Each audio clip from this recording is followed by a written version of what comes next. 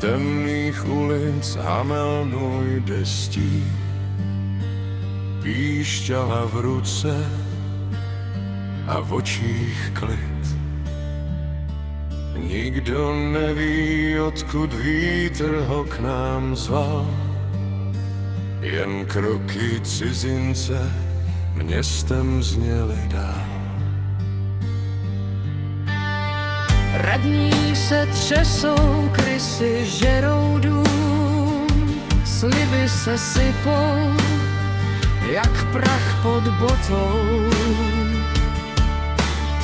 Zaplaťte mi, ať město dýchat smí, řekl ten muž, co hudbou vládne tmě i dní.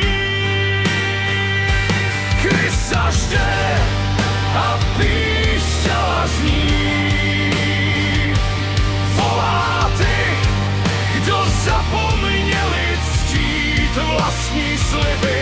Krysa žde a město se chvěje, kdo zradí smlouvu, ten ztratí své naděje. Krysy jak řeka mizí v hlubinách, město je čisté, jenže v srdcích strach. Radní se smějí, že už nic nedluží, jenže ten muž se vrací, když se stmívá ulicí.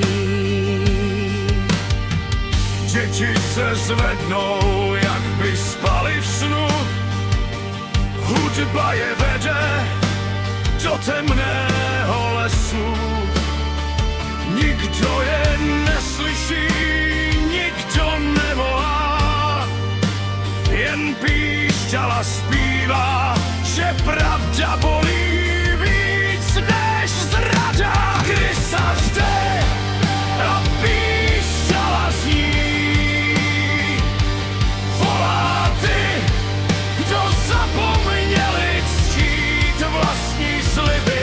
Krysa žde a město se chvěje, kdo zradí smlouvu, ten ztratí své naděje.